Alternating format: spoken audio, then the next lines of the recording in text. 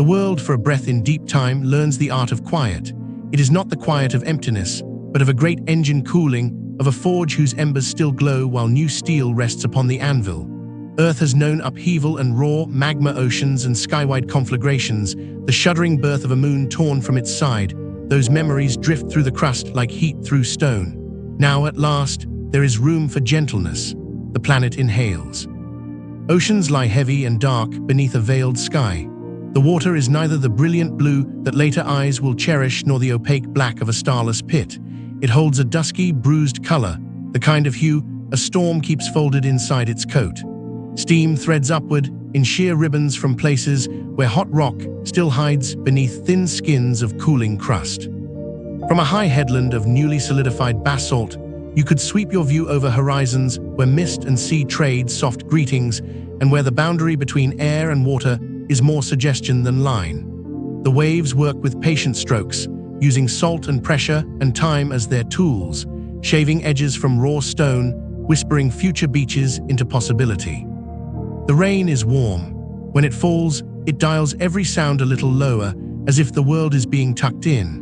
Raindrops strike the basalt and hiss into little ghosts. In low basins, rain takes what magma left behind and reworks it with tenderness, filling cradles the volcanoes carved with broad lakes and shallow inland seas. The atmosphere holds more of Earth's heat close than it will in ages to come, and every breath of wind is fragrant with minerals loosened from rock, metal on the tongue, stone on the palate.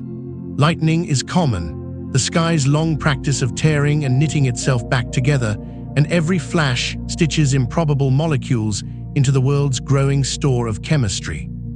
Tides are exaggerated by the nearness of the moon, a lantern hung low over the ocean's face. It is larger in the sky than any future generation could imagine, a rough-edged pearl that rises with startling haste and draws slow rivers of water after it. Twice each day the seas surge and lean, their shoulders lifting, their backs arched toward lunar pull. On bare flats exposed by retreating water, clay minerals spread themselves like pages, and thin films of water run back and forth across them, leaving faint lines, winding ridges, and delicate, accidental alphabets of dissolved elements.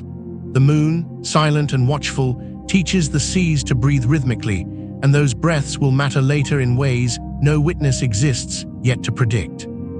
Along volcanic arcs where the crust is mobile and restless, mountains are rumors more than facts. The land heaves upward into soft-backed ranges that hardly hold their shapes before relaxing again. Rivers are not yet confident, but there are channels, courses where water habitually runs and remembers to run again. In those channels, fragments of rock knock against one another until their corners round off, and each piece becomes easier in the hand of the current. The colors of the land are rich and subdued. Iron-hemming red in one valley, olivine green in a cliff face. Columns of basalt that cooled slowly enough to crack into tidy hexagons, as if the Earth were already practicing a geometry it would later reveal to future creatures. Beneath the crust, the mantle rolls with the steady authority of a tide too deep to see. Plumes rise and bulge the surface here and there into swollen domes. Those domes sometimes split open and let out broad sheets of lava that harden into new floors for the oceans or new blankets for the continents in training. But even the eruptions feel different in this interim. Not the tantrums of infancy, more like the slow clearing of the throat of a vast speaker preparing to speak in sentences. Much of what the mantle wishes to say has not yet formed in the planet's mouth. Days are brief. Earth turns with youthful haste, flinging its first skis round and round. Sunrises are frequent, sunsets quick, and the stars do not have long to parade before the next dawn frays their edges with pink. But what the day lacks in length, it makes up for in thickness. The light has a texture to it, a density imparted by haze and vapor. The sun is a lamp seen through gauze, and the color of day shifts gently from bronze to pewter as the clouds thicken and thin. The light that reaches the ground makes stones seem as if they are glowing from within, and water looks like melted metal. In tide pools on the young coasts, water gathers its curiosities. There are crystals exhaled by volcanoes now softened by the sea. There are clay lattices where irons cling like neighbors chatting over a fence. There are bubbles that rise and pop with tiny sighs. If you could kneel beside one pool without scorching your knees on the warm rock, you would see little dramas that aren't quite chemistry as later textbooks would know it. and certainly not life, but something more than stillness. Lightning leaves its signatures here, the broken bonds that become new bonds, the sudden rearrangements that look like a thought forming and dissolving again, the strange, stubborn preference some molecules show for linking arms in certain ways and not others. The pools do not know what they are doing. The pools are practicing future. Across open waters, squalls march like caravans, each with its own character. One brings sheets of rain that fall with perfect evenness, as if the sky has decided to pour itself out from a steady pitcher. Another arrives with stray bands of sunlight wedged between bruised clouds. Another explodes its thunder early and then drifts off sheepish, muttering as it goes. The ocean accepts all of them with graceful appetite. When the sea is calm, it mirrors the moon with a fidelity that feels intimate. When the wind picks up, silver is whipped off the tops of waves and cast into the air as glittering veils. The crust is changing in ways it cannot feel. Down in the dark, minerals are trading partners, metamorphosing under heat and pressure. The planet has begun a habit that will become second nature. It takes the old and remakes it into the new over and over, a recycler whose patience is measured in millions of years. In some places lighter, silica-rich rocks form and float like rafts upon denser basalt. Those rafts, though small and easily jostled, are rehearsals of continents. In other places, ridges unzip and inject new material into the ocean's floors, and the floors spread like soft dough. The air is thick, a cloak woven from volcanic breath, carbon dioxide and water vapor, a share of nitrogen and sulfurous notes. There is no oxygen bloom yet, no clean exhalations of green lives, only the heavy, damp press of a world holding itself close. Sunlight sifts through this cloak and warms the surface, and the warmth lingers, a kindness disguised as weight. Night is less cold than it will be, wrapped as it is in that same heavy blanket. Under that blanket, the planet sleeps deeply, but not dreamlessly. We might imagine, if we grant ourselves a moment of fancy, what it would be like to stand at the edge of a basaltic plain at dusk. The land is still warm from the day, and heat radiates up like the last breath from coals. The air has the smell of rain on hot stone and the metal tang of minerals leached by spray. The moon heaves itself up from the horizon, enormous, imperfect, luminous. It is bright enough to paint the world in soft shadows even through the haze, bright enough to lay a trembling silver road across the nearest bay. Far out on the water, rafts of pumice, light rock blown from distant eruptions, bob like forgotten boats. Listen and there are voices. Not words, not even music, but patterns, the click and hush of waves, the lo-fi roll of thunder, the faint crackle of cooling igneous rock as it yields another thread of heat. Sometimes beneath all that, there is a deeper tremor, a migration of stress through the crust, a subtle folding of lithospheric plates, a hint that the planet is beginning to practice the long choreography that will someday waltz whole continents around the globe. The voices are patient. They repeat themselves for the comfort repetition brings. The world is not lonely, it has its own company. Overhead, the larger company assembles.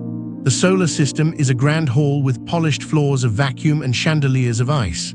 Out beyond the orbits of the inner worlds, fields of rock and ice drift in great belts and clouds. Once, they kept to themselves with a decorum born of distance, but the great planets, Jupiter, Saturn, and their quieter siblings, are shifting slightly on their chairs. Over ages too long to count in human calendars and just right in geologic ones, their gravities reach fingers into those fields and tug. Paths that were once stable now tilt and overlap. Some things that never meant to travel find themselves summoned inward, not by malice, but by mathematics. This summoning will change everything. Yet the Earth, in its fragile calm, cannot know the plans implicit in orbital plots. The planet tends its own housekeeping. It thickens its crust in some places and thins it in others. It drafts 1,000 versions of a future shoreline and erases them with a blush of lava or a shrug of sea. It accumulates a pantry of elements near the surface and organizes them in piles that make later alchemy easier. In the highlands, where rain runs brown with iron, rust tinges the edges of pools in luminous halos. On the seafloor, hydrothermal vents purl hot water into the cold ocean, and around each chimney chemistry becomes more daring, less shy, more willing to try new arrangements. The vents knit metallic filigree and bead their arches with minerals that look like ornaments for a cathedral no hand has yet conceived. During this pause, the sky discovers its moods. Some mornings, clouds form a flawless ceiling, a lacquered shell that turns the whole day to pearl. Other mornings, the roof breaks into long lanes and lets beams of sunlight slant through like harps.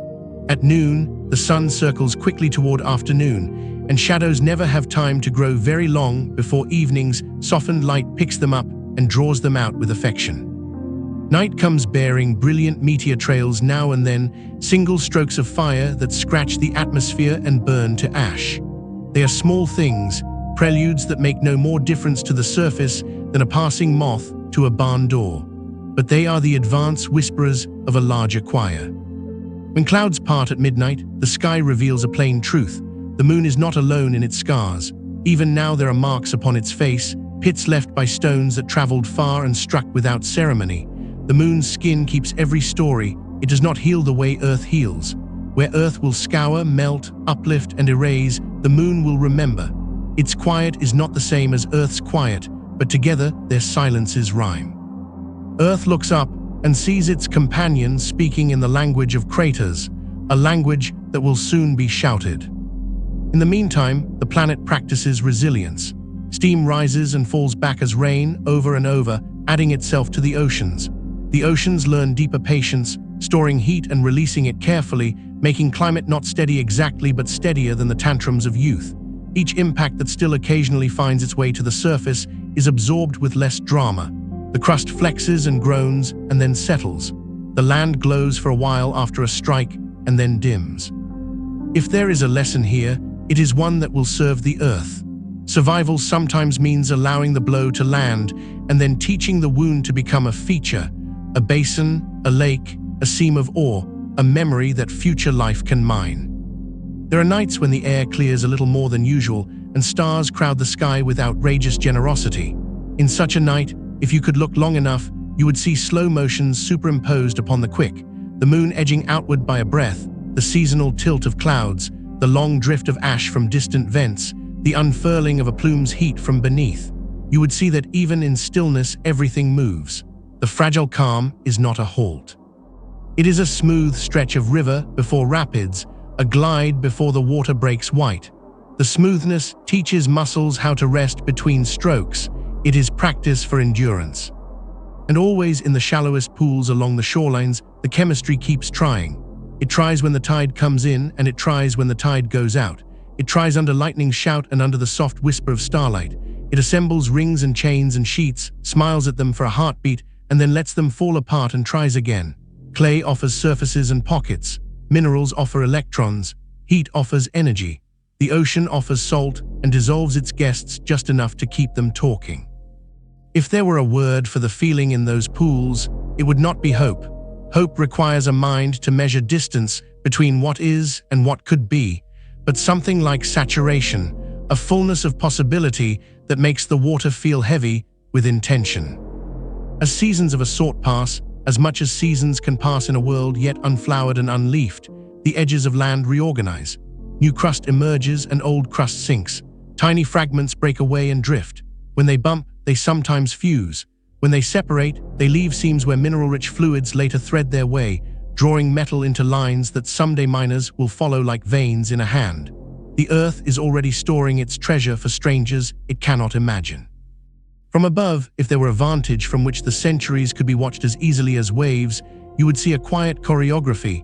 Dark ocean plates slide, hiss, and disappear beneath lighter rafts. Chains of volcanoes braid across arcs where that swallowing happens. Occasional large eruptions smear bright new fields of lava across the lands. Yet between these acts, there are long acts of waiting. Clouds drift, water smooths. Rocks weather into soil that is not yet called soil because nothing grows in it, but it is soil in readiness, the ground rehearsing the role it will later play as cradle. One morning, the entire world smells faintly of sulfur after a distant outgassing, and then the scent fades to the usual mineral chorus. Another afternoon, a faint dust falls for an hour, wafted across half an ocean from a mountain that shrugged its top into the sky.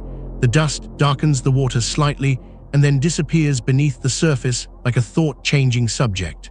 Small things register, and then water and time make them ordinary. This is the nature of the fragile calm. It is full. It is not the absence of event, but the presence of many small events arranged in kind order. The planet learns to prefer sequences to suddenness. It learns to like the feeling of becoming itself slowly. And because it is learning, it is also storing, conserving energy and material and habit for the test approaching from the edges of its sky. In that outer sky, where the great planets conduct their drawn-out negotiations, the numbers are lining up. Resonances that had once been harmless begin to grow teeth. An asteroid perturbed just enough whispers to its neighbor, and that neighbor whispers to a cluster farther in, and that cluster answers the call. Comets that slept in the cold feel the ancient tug of the sun and turn over in their sleep. A few begin the long glide inward, tails not yet ignited, faces still masks of ice. They are not enemies. They are couriers carrying letters sealed in the earliest handwriting of the solar system. But couriers do not always deliver gently. The Earth, meanwhile, prepares without knowing it prepares. The seas grow deeper. The crust thickens modestly. The atmosphere remains a good blanket. The heat within spreads outward and stays just enough inside. If the planet were a body, it would be building muscle in its core, bone in its crust, skin in its air and ocean. If it were a story, it would be the chapter in which the hero sleeps before the journey's next trial, gathering strength in dreams made of the last few days' quiet. Stand again on the basalt headland and listen closely to what the waves say to the rock. They tap it and stroke it and crumple against it. They promise to return. The rock, for all its firmness, accepts the arrangement. Seabirds do not cry here yet, and plants do not knit soil to stone. But the pattern that will eventually welcome such lives is already sketched. Cliff and cove, tide line and storm line, sheltered bight and exposed point. The map is a draft, but it will be familiar when color is added later. Night approaches one more time, the moon climbing along its steeper path. The haze thins for a moment and stars harden into bright points. A single meteor crosses the sky and is gone, tiny, harmless, beautiful. Then another, somewhat brighter. Then none at all, and the air resumes its even breathing. If a watcher could have counted these small stones over long spans, a curve would have emerged in the numbers, a bending upward, imperceptible night by night, that foretells a swell in the stream of falling things. But the night offers no graphs, only the soft stroke of light and the softer stroke of dark. The planet turns again. Dawn paints copper on the underside of clouds and silver on wave crests. Steam rises from thermal fields and drifts out over the ocean in gentle banners. Somewhere far inland, a lava lake skinning over with black glass cracks and heels, a heartbeat. Somewhere else, veins of hot water etch their way through rock and leave behind glittering crusts that would dazzle a future eye. The day will pass in small beauties like this, unobserved, yet not wasted. Nothing is wasted in this calm. Everything is saved. Soon, the arithmetic of the outer worlds will sum to an answer the inner world cannot ignore. Soon, the sky will fill with signatures that do not fade so quickly, and the oceans will raise steam that does not dissipate by afternoon, and the crust will bruise in circles that become new seas. But not yet. For a little while longer, the earth is allowed this steady breath. For a little while longer, the pools rehearse quietly.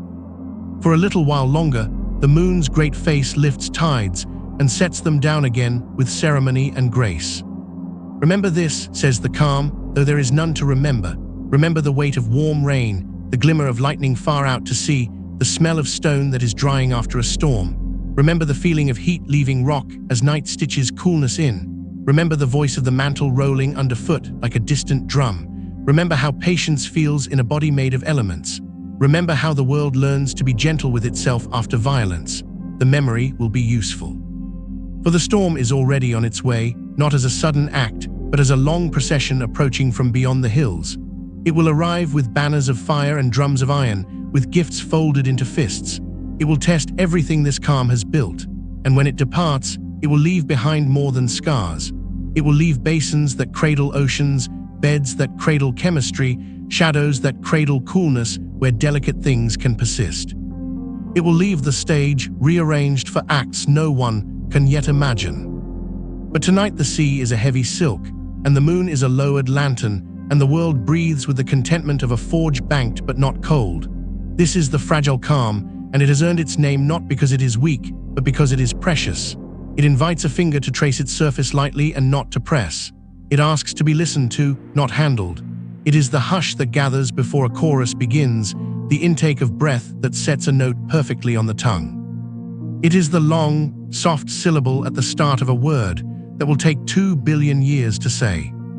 And here we linger with it, not as witnesses, there are none yet to bear witness, but as travelers in imagination, leaning into the warmth of basalt, watching the lantern of the moon swing slowly upward, hearing the rain smooth its hands over stone. The hush asks nothing of us, it simply is. The world that keeps it does what worlds do, it turns. The tide lifts and lays down its silver road.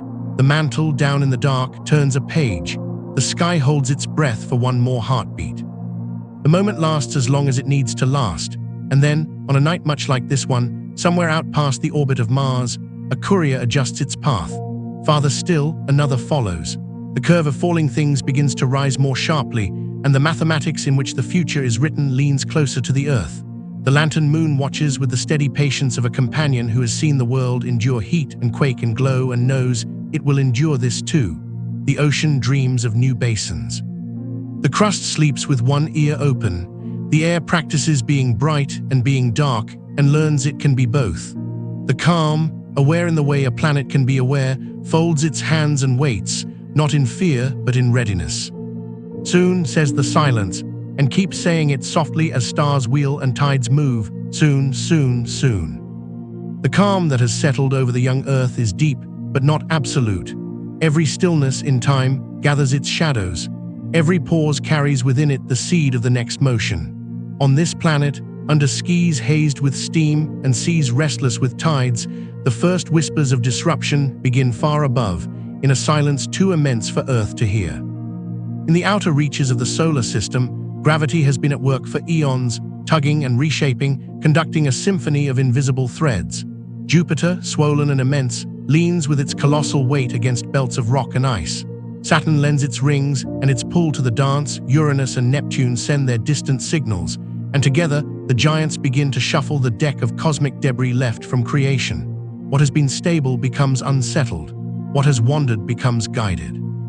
The orbits of countless stones tilt slightly, shift subtly, spiral inward. And though millions of miles away, these motions write new lines of destiny for the quiet world circling close to the sun. At first, nothing seems different. Earth still breathes steam and sighs thunder.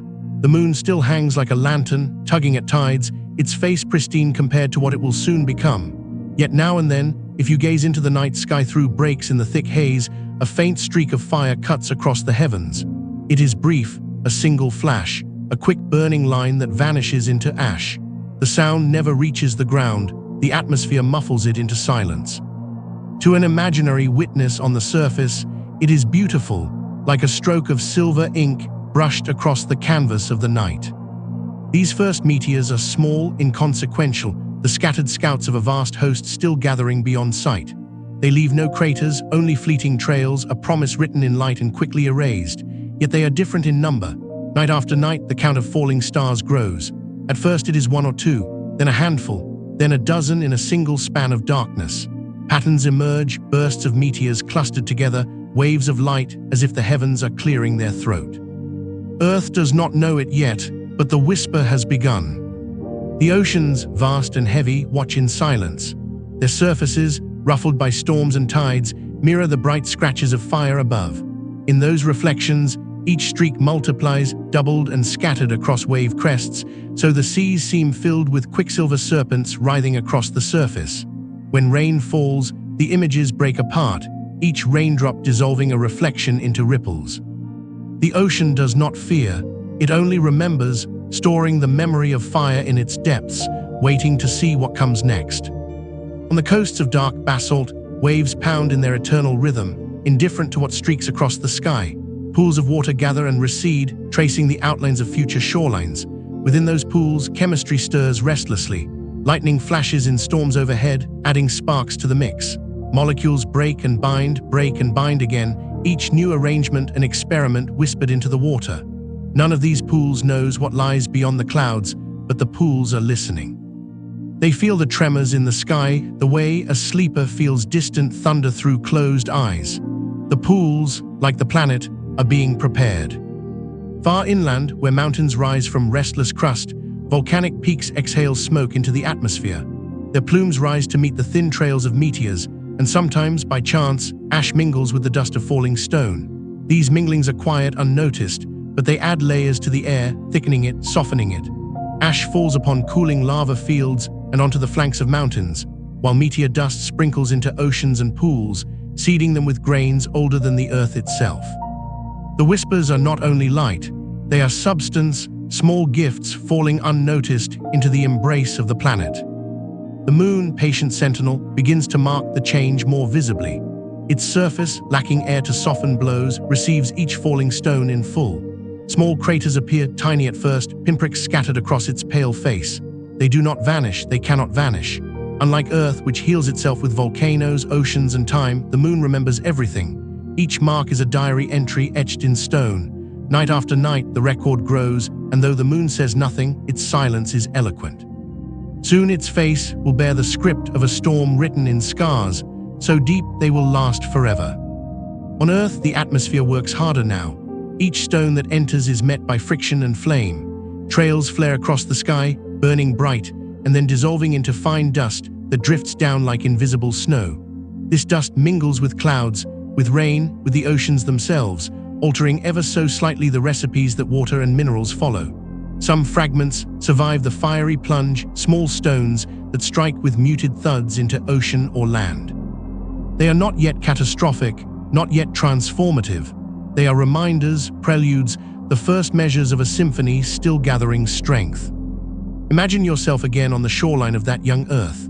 The air tastes of salt and stone, heavy with moisture, warm from volcanic breath. Above you, the moon rises, swollen and luminous, its reflection trembling in the restless sea, and then a streak of fire across the sky. Another, then two together, like dancers leaping side by side before vanishing into darkness. You hear nothing but the hiss of waves, the sigh of wind, the rumble of distant thunder. Yet you feel the change, a prickling on the skin, the sense that the world is shifting beneath the surface of its calm. The whispers are becoming voices. The days, too, begin to hold their portents. Though meteors mostly blaze at night, the sky during daylight sometimes shows faint streaks, thin smudges that fade quickly against the sun's glare. Dust in the atmosphere scatters light differently, giving dawn and dusk strange colors, more copper, more violet.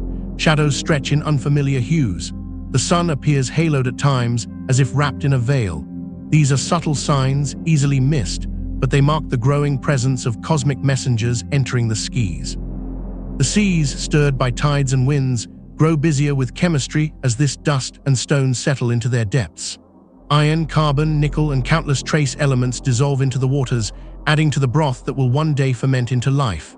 Each meteor, no matter how small, is not merely a stone. It is a package of ingredients, a seed tossed into the planetary garden.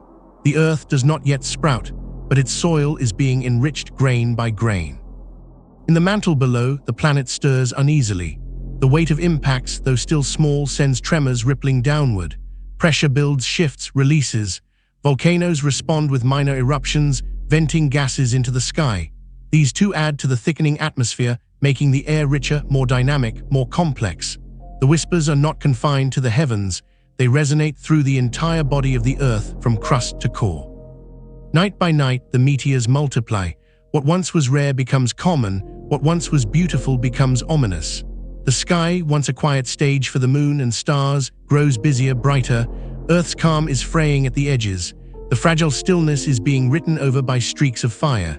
The whispers are no longer subtle. They are insistent, pressing close, promising more. The outer solar system continues its unseen work, driving more and more stones inward. Jupiter's immense gravity stirs the asteroid belt like a spoon in a vast pot, sending waves of material tumbling sunward. Comets, icy and ancient, are dislodged from their frozen orbits, beginning long journeys inward where their icy shells will blaze into brilliant tails. These are not accidents, they are inevitabilities, the consequences of giant worlds shifting their places ever so slightly in the cosmic architecture. The whispers in the sky are messages from those distant giants, written in stone and ice. And still the Earth turns, day into night, night into day. Storms roll across oceans, rain falls into craters, rivers carve valleys into new land. Life does not yet stir, but the foundations are being laid, deepened with every falling stone. The fragile calm is still present, but now it hums with tension, like the air before lightning strikes, like the pause before a drumbeat. The sky is no longer quiet. It is filled with whispers, streaks of fire, falls of dust, silent impacts in distant seas. The calm is ending. The storm has not yet arrived, but its heralds are here, tracing lines of flame across the heavens, preparing Earth for the bombardment to come. And so the chapter closes with a sky alive with whispers, with the promise of thunder written in fire.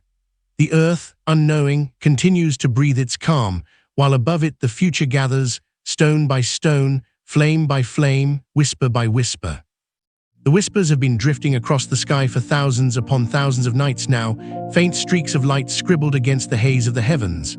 They have been subtle, almost tender preludes, not proclamations. But whispers, repeated long enough, gather into voices, and voices, when multiplied, swell into choirs. The Earth, lulled into a fragile calm, is about to hear the volume rise. It begins as an increase in rhythm.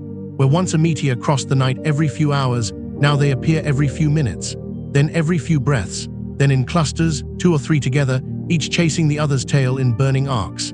The sky is no longer an occasional canvas for fire, but a restless loom weaving threads of light from dusk to dawn. The stars themselves are nearly hidden by the constant streaks, each flare a stitch in a growing tapestry of celestial unrest. On the moon, the change is more dramatic still. Its surface, unshielded by air, receives the stone's whole. Each night, new craters bloom across its face. Small pits multiply like freckles, overlapping, crowding. Larger blows gouge basins, their rims glowing faintly from the heat of impact before cooling to silence. The moon keeps the record without mercy, engraving every visitor into its diary of scars. From Earth, when clouds part and the haze thins, the change is visible. The pale companion grows pitted, its once smoother face now visibly roughened. The moon is the mirror in which Earth can glimpse its own coming fate. Beneath this sky of gathering fire, the seas breathe uneasily. Tides heave higher under the moon's pull, and the waves carry more than water now. They carry dust, cosmic ash filtering down, mingling with salt spray and volcanic minerals, sinking to the seafloor. There in the dark, layers of silt accumulate, each grain a record of the heavens' unrest. Hydrothermal vents, those chimneys of heat in the deep, weave this dust into their mineral lattices. Trace metals enter the streams of hot water, altering the chemistry, shifting the possibilities of what might one day be born there. The gathering swarm does not only promise destruction, it promises new ingredients, new flavors in the primordial soup. On the land, if such restless crust can yet be called land, the signs of change are subtler but growing. Impacts, though small compared to what is coming, begin to scar the basalt plains. Circular craters pockmark the surface, filling with rain to become lakes, their edges steaming from the heat of freshly struck stone. The air shakes more often now with low rumbles as shockwaves ripple outward. Volcanic peaks, stirred by these blows, cough ash into the sky. The atmosphere, already thick with gases, grows hazier still, colored by a constant veil of suspended dust. Dawn and dusk, a stranger each passing day, painted with unfamiliar hues, burnt oranges, deep violets, metallic greens. Imagine again, if you will, standing at the edge of a young sea. The moon, swollen and bright, climbs the horizon, its reflection shimmering in restless waters. But tonight the scene is transformed. The sky is restless, crowded with fire. Dozens of meteors flare at once, some faint, some bright enough to outshine the moon itself for a heartbeat. They streak downward, vanishing into clouds, leaving trails that glow and then fade. The silence is deceptive. You hear only waves and wind, but in the distance, beyond the horizon, impacts thud into the earth, shaking the crust, boiling patches of sea, throwing columns of steam and ash into the sky. The world is alive with voices now, voices made of falling stone. And still this is only the beginning, for beyond the orbit of Mars, the true swarm gathers. The asteroid belt, once a relatively stable band of debris, is being stirred violently by Jupiter's vast gravity. Orbits intersect, stones collide, fragments multiply. Each collision births a new brood of shards, sent spiraling sunward in erratic paths. Millions of bodies, from grains of dust to mountains of rock, begin their long fall toward the inner worlds. Some miss entirely, flung wide into interstellar dark. Some strike each other, breaking again into smaller fragments. But countless others are captured by the sun's pull, and Earth lies directly in their path. Comets too join the swarm. Icy wanderers dislodged from the outer reaches arc inward for the first time, their frozen shells beginning to vaporize as they near the sun. Tails blossom behind them, great banners of gas and dust stretching millions of miles. They arrive not singly, but in fleets, each comet a traveler from the farthest reaches of the solar system. They bring with them more than ice. They carry carbon compounds, simple organics, seeds of possibility preserved in cold storage since the dawn of creation. These couriers of chemistry streak past the giant planets and dive toward the inner ones, many fated to collide with Earth and Moon in a blaze of fire and steam. The atmosphere strains to bear the burden. Each night, hundreds of streaks flare across its veil, and each day the sunlight filters through a haze thicker than before. Temperatures rise and fall unpredictably. Some days are darkened by dust, others brightened by reflections from high-altitude particles. Rain grows more acidic as volcanic gases mix with cosmic ash. Storms become more violent, fed by the constant stirring of the air. The fragile calm of earlier eons has shattered. In its place, an uneasy rhythm emerges, one driven by impacts from above. And still the swarm thickens. What was once a few visitors becomes a flood. The sky no longer merely whispers, it shouts. At any hour, day or night, streaks of light can be seen slashing across the heavens. Some burn out harmlessly, leaving only dust. Others survive to strike the surface, carving new scars into land and sea alike. Each impact throws debris high into the atmosphere, where it circles the globe before settling. Some fragments fall back as fiery rain, igniting forests of cooling lava, boiling shallow lakes, blackening the ground with soot. The moon bears the brunt without protest. Entire basins are gouged from its face, vast circles hundreds of miles wide. Mountain chains are thrown up around these craters, frozen in stark relief. From Earth, the changes are undeniable now. The once smoother lantern of the night grows more and more battered, its surface roughened into the face that future ages will know so well.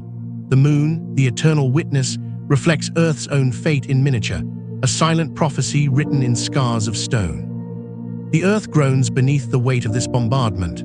The crust fractures and heals again, its surface constantly reshaped. The oceans boil where large impacts strike, sending tsunamis racing outward in rings that pound distant shores. Steam billows into the sky, mingling with dust, darkening the world. Volcanoes, shaken by these blows, erupt in sympathy, adding their fire to the rain of stone. The entire planet becomes a chorus of violence, impacts from above, eruptions from below, oceans surging between. Yet even in this chaos, the gifts continue. Each meteor, each comet delivers more than destruction. They bring water, ice melted into oceans. They bring carbon, nitrogen, phosphorus, the building blocks of life. They bring metals that will someday form the veins of continents. The bombardment is not only a storm, it is a sowing. Earth is being seeded over and over with the materials of future living. The gathering swarm is both destroyer and benefactor, both hammer and gardener. Imagine watching it unfold over years. Nights where the sky is never dark, where fire streaks continuously from horizon to horizon, where the moon glows with fresh scars and the earth trembles without rest. Days where the sun rises behind veils of dust, pale and strange, its warmth muted, its face distorted by shifting clouds. The sea churns, the land smokes, the air tastes of ash and metal. This is no longer a fragile calm. This is the crescendo, the swelling of a symphony of stone and fire. And yet in the smallest places, in the quiet pools along the coasts, chemistry continues its patient work. Despite the chaos, or perhaps because of it, molecules keep assembling, breaking, reassembling. Each new delivery of elements enriches the mix. Each spark of lightning, each surge of heat, drives reactions further. In these humble pools, overlooked amid the planet's violence, the first faint whispers of life's possibility are gathering too. The storm above may rage, but in the hidden corners of the world, seeds are being planted that will one day bloom. The gathering swarm has arrived. The sky is no longer the backdrop to Earth's story, it is the story. Stone after stone, flame after flame, gift after gift, the heavens pour themselves onto the planet. And this is only the rising action. The true bombardment, the storm that will scar the Earth forever, has only just begun. Sky has been restless for centuries now, a ceaseless drift of fire and falling stones. Yet until this moment, most of what has come has been small dust, pebbles, the occasional rock large enough to carve a modest crater into basalt plains or boil a pocket of sea. They were preludes, messengers, hints of the greater fury still on its way. But now at last, the larger bodies begin to arrive. The first true impacts descend, and with them, the fragile calm of Earth is shattered beyond repair. It begins one night beneath a swollen moon, its face newly freckled with craters. The air is thick with haze, but through breaks in the clouds, the stars shine faintly. The usual flares streak across the sky, dozens of them bright and brief. But then one appears that is different. It is brighter, slower, its trail thicker, glowing with a furious white fire that lingers far longer than the rest. It grows as it falls, not fading, but swelling in brilliance until it rivals the moon itself. And then, in a flash that lights both sea and land, it vanishes beyond the horizon. A moment later, the earth shudders. A rumble, deep and resonant, rolls across the crust. The first of the great impacts has come. Far across the ocean, where that stone struck, the sea explodes upward in a column of steam and fire. Water is hurled miles into the sky, boiling instantly, mingling with ash and dust thrown up from shattered seabed. Waves surge outward in rings, tsunamis taller than mountains, racing across the globe to crash against distant shores. The impact crater itself is vast, miles across, its edges glowing with molten rock, its basin filling with boiling water and debris. For days afterward, the sky above that place is a cauldron of smoke, dust, and vapor, a storm born of stone. The oceans bear the scars immediately. Waves pound coasts with relentless force, reshaping shorelines, sweeping basalt boulders far inland. Entire bays are erased, new inlets carved. Tides, already exaggerated by the moon, now ride upon the backs of tsunamis, their rhythms disrupted, their patterns broken. The sea groans under the insult, but it endures, swallowing the stone fragments, incorporating the debris into its depths. Minerals dissolve, elements disperse, the chemistry of the oceans grows ever richer. Even destruction brings nourishment. The atmosphere, too, is transformed. The impact hurls dust and vapor high into the sky, higher than storms have ever reached. Fine particles spread across continents, darkening the day, tinting the sun into a copper disk. Nights are brighter, lit not only by meteors, but by the glow of high-altitude dust-scattering moonlight. Rain falls heavy, thick with ash, staining the land, filling rivers with black torrents. Thunder rolls more often now, as the disturbed atmosphere sparks with restless energy. Lightning, frequent and fierce, writes jagged signatures across storm-laden skies.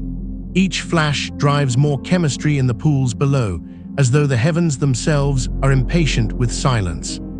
But the first impact is only a herald. Within years, others follow. Each arrives without warning, a sudden flare in the sky, a burst of brilliance that grows and grows until it overwhelms the night. Some strike land, some sea, each leaving devastation in its wake. The craters multiply, overlapping, merging into basins that stretch for miles. Mountains are toppled, valleys buried. When a stone strikes land, molten fountains of rock erupt outward, glowing rivers pouring across the surface, hardening into new plains of basalt. When a stone strikes the sea, steam and fire tear the waters apart, and tsunamis ripple outward like the blows of a giant drum. Imagine standing, if it were possible, on a headland above the ocean during such a strike. The air would tremble before the stone even reached the ground, the shockwave rushing ahead of the impact itself. The sea would heave upward, as though some vast hand pressed against its belly from beneath. And then the strike, a flash brighter than the sun, a roar deeper than any thunder, a wave of heat that sears skin and stone alike. The ground would buckle, the wind would scream, the sky would darken with ash. And then silence, broken only by the hiss of boiling seas and the crash of waves racing away. The moon reflects this chaos in miniature. Stones that miss Earth find the smaller world instead, carving fresh scars into its face. The pockmarks grow into basins, vast circles ringed by mountains. To future eyes, these scars will be called seas, but they are seas only of stone, frozen memories of fire. From Earth, the moon's face grows rougher, more complex, its once smooth light fractured by shadows cast from crater rims. The moon becomes a diary of impacts, its every page written in stone. The Earth itself groans under the weight of these blows. The crust fractures, buckles, reshapes. Some impacts punch through the thin lithosphere, exposing the molten mantle beneath. Lava surges upward, pouring across the land in sheets of glowing fire. Volcanic fields expand, mountains rise and fall. Earth's face is remade with each strike, landscapes erased and reborn in fire. Nothing endures for long, every place is temporary, every form fleeting. Yet through this chaos, the planet gains resilience. It learns to absorb blows, to heal with magma, to fold wounds into mountains and seas. The oceans, battered endlessly, become cauldrons of transformation. Impact after impact stirs their depths, mixes their chemistry, boils their surfaces. Yet for all their suffering they endure. They deepen, they broaden, they gather into basins carved by the very stones that strike them. They swallow fragments of comets, melting ice into water, dissolving carbon compounds into their waves. Each impact enriches them further, not only with heat and shock, but with the seeds of life's chemistry. The oceans are wounded, but they are also nourished. The atmosphere thickens with each strike. Dust, ash, and vapor rise with every impact, spreading across the globe. For years at a time, the sun is dimmed, its warmth filtered through veils of particles. The world cools, then warms again as the dust settles and greenhouse gases take hold. Climate swings wildly, a pendulum driven by impacts. Rain grows more acidic, storms more violent. Yet through it all, the atmosphere remains, a cloak that softens the blows, that burns many stones before they reach the ground. Without it, Earth would be pocked and broken like the moon. With it, Earth absorbs, endures, transforms. The first impacts mark a new era. No longer is the bombardment a whisper or a warning. It is a storm now, a ceaseless rain of fire and stone. The fragile calm is gone, replaced by constant upheaval. The Earth is a battlefield between sky and sea, land and fire. Yet even in this destruction, creation stirs. The seas grow richer, the crust more complex, the atmosphere more dynamic. The very blows that scar the planet also sow its future. And so the Earth turns beneath a sky alive with fire. Each night, the heavens blaze with streaks of light, some fading harmlessly, others swelling into the brilliance of doom. Each day, the sun rises dimmed, its light filtered through veils of dust. The seas churn, the land smokes, the air trembles. The first impacts have come, and with them, the true bombardment begins. The first great stones have fallen, carving craters that boiled oceans and shook mountains. The fragile calm is broken, but those early blows were only the beginning. Now the storm arrives in full, and with it the Earth enters an age where the sky itself seems made of fire and the ground is never still. It begins with a crescendo of light. The night sky, once scattered with stars, is now a restless stage filled with streaks and flashes. Meteors fall not singly, not even in dozens, but in hundreds, in thousands, a ceaseless rain of fire that blazes from horizon to horizon. Some burn out in the upper air, dissolving into dust that drifts down invisibly. Others survive, stones the size of houses, cities, mountains, plunging downward with the fury of worlds. The sky no longer holds silence, it is alive with flame. Each night is brighter than the day before. The streaks of meteors overlap, weaving nets of light across the heavens. The moon, swollen and scarred, rises into skis already burning, and its pale glow is dim compared to the fire that surrounds it. Shadows multiply strangely, cast not only by moonlight, but by the brilliance of meteors flaring overhead. Nights are restless, never truly dark. Then comes the sound, not the faint hiss of distant waves, not the rumble of storms, but the roar of impacts striking land and sea. Each great stone that reaches the ground unleashes a detonation louder than 1,000 thunders. Shockwaves tear across the crust, flattening ridges, toppling volcanic peaks, stirring oceans into mountains of water. The Earth's surface shakes as though the very planet were in spasm. Cracks race through the crust, faults split and grind, magma is forced upward in fountains of fire. The bombardment is no longer a sequence of isolated events. It is continuous, relentless, a storm without pause. The oceans suffer most. Again and again, stones plunge into their depths, boiling vast volumes of water in an instant. Steam billows upward in pillars that punch through the atmosphere, spreading clouds of vapor that darken the sky. Tsunamis radiate outward, each one greater than the last, waves racing across entire ocean basins to smash into continents with unstoppable force. Shorelines vanish beneath water, headlands crumble, new bays are torn open. The seas, once settling into a fragile rhythm, are thrown into chaos. their surfaces racked with endless upheaval. On land, the devastation is no less complete. Craters multiply, overlapping until entire regions are pocked and broken. Mountains rise where molten rock is heaped by impacts, only to be shattered again by new blows. Valleys are filled, plains erased, landscapes rewritten faster than they can be remembered. Rivers are diverted, lakes boiled dry, coastlines redrawn in fire. Volcanoes erupt in sympathy, their throats forced open by the quakes of impact after impact. Lava floods join with molten ejecta, spreading glowing carpets across the land. The earth is remade daily, hourly, under the hammer of the storm. The air becomes a furnace. Dust and ash thicken until the sky glows red even at noon. The sun is a dim orb behind veils of smoke, its light filtered into copper and blood. Nights are brighter than days, lit by meteors and fires burning across the land. Rain falls heavy, laced with ash and acid, etching stone and deepening rivers. Lightning splits the sky almost constantly, driven by the turbulence of a world never still. The air smells of sulfur, metal, and burning stone. To breathe, it would be to inhale the forge itself.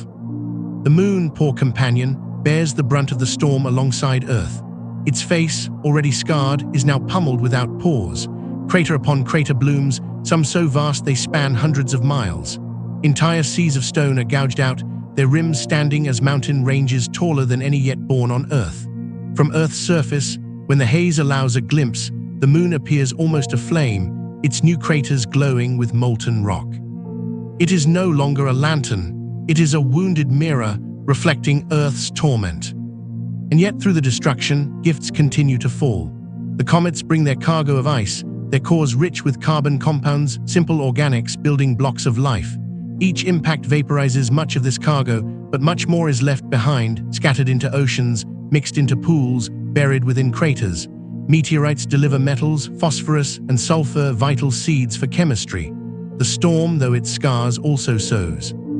The Earth is a crucible, and the storm is both the hammer and the hand that fills it with raw material. Imagine watching a single day of this storm. At dawn, the sun rises dim, its light filtered through dust. The air is thick, heavy, and oppressive. Before long, a flash crosses the sky, brighter than the sun itself, followed by a roar that shakes the land. The horizon blooms with fire as a stone the size of a mountain strikes the sea, sending waves racing outward. Ash and steam rise in columns, spreading across the sky, darkening it further. Before the echoes fade, another flash, another roar, another impact. The ground trembles constantly, as if the earth itself has become a drumbeat. By nightfall, the sky is ablaze with meteors, hundreds flaring every minute, the air filled with streaks of fire. The moon rises into this storm of light, and the night is as bright as day, but red, furious, unrelenting. Days become indistinguishable from nights. The bombardment knows no rhythm, no pause. Stones fall at all hours, some small, some vast, each reshaping the world. The crust is broken and healed again. Oceans are stirred, boiled, replenished. The atmosphere grows thick, turbulent, alive with violence. For millions of years, the storm endures, an age of fire without respite. And yet in hidden places, calm persists. In deep trenches of the ocean, far from the reach of tsunamis, chemistry continues. Around hydrothermal vents, sheltered in darkness, molecules dance, combine, experiment. In small pools along coasts, between impacts, water still sloshes, lightning still strikes, molecules still assemble and fall apart. Even in the midst of the storm, the seeds of life are being planted. The very violence of the bombardment enriches the soil, adds to the ocean, deepens the possibilities. The earth is both crucible and canvas. Each blow paints it anew, each fire forges new landscapes. It suffers, yes, but it also grows. Its oceans deepen, its crust thickens, its atmosphere diversifies. The storm is not only destruction, it is creation by another name. The earth is being tempered, hammered into strength by the storm of fire. And so the planet turns, day into night, night into day, each indistinguishable in the glare of meteors and the roar of impacts. For millions of years, this storm will rage, until Earth is forever changed, scarred but resilient, wounded but rich. The fragile calm is gone, but in its place is the storm that will shape the future. The storm of fire has come, and with it, the Earth is forged anew. The storm has raged so long that it no longer feels like an interruption. It is the world's condition, the state into which Earth has been thrust and in which it must endure. What began with whispers and streaks of fire has become a relentless torrent, a rain of stone and ice from the heavens, a deluge that spares nothing. Earth is no longer simply struck.